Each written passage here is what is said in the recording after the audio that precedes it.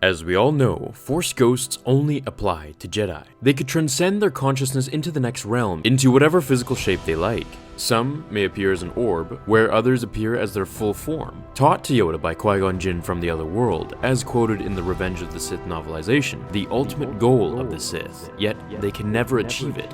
It comes only through the release of self, not the exaltation of self.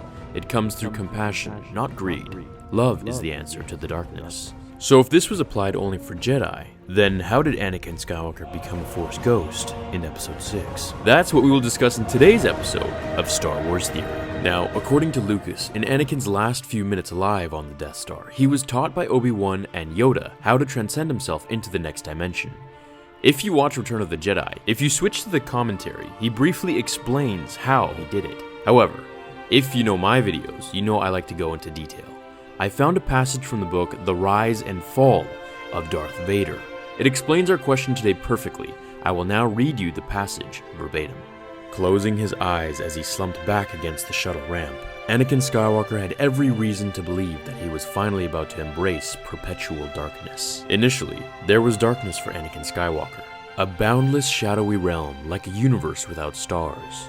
But then, from somewhere at the edge of his awareness, he perceived a distant, shimmering light, then heard a voice say, "Anakin." Although Anakin no longer had a body or a mouth which to speak, he somehow answered, "Obi-Wan? Master, I'm so sorry, so very... Anakin, listen carefully, Obi-Wan interrupted, and Anakin was aware that the distant light was either growing brighter or closer, or perhaps both. You are in the netherworld of the Force, but if you ever wish to revisit corporal space, then I still have one thing left to teach you, a way to become one with the Force. If you choose this path to immortality, then you must listen now, before your consciousness fades."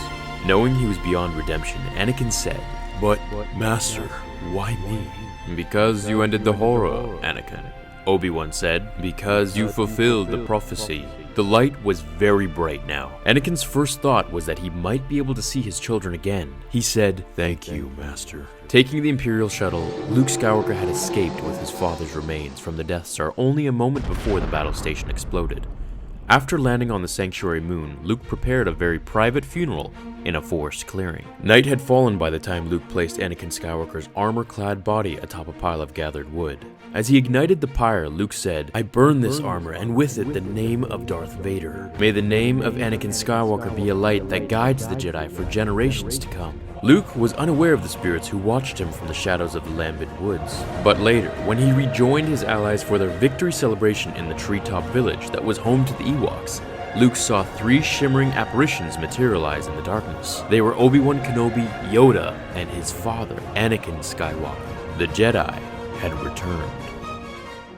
It's interesting to think that after all that death, agony, and destruction, that Vader actually turned back into Anakin Skywalker and fulfilled his prophecy as the Chosen One. I'll also mention that in the expanded universe, Sidious taught Vader how to become a Force ghost, just like the ancient Sith Lord Marka Ragnos. However, he was unable to complete his training on it due to his lack of knowledge.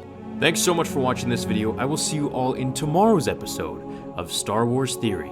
Check out yesterday's video, and until then, remember, the Force will be with you, always. Fulfill your destiny. That name no longer has any meaning. It is the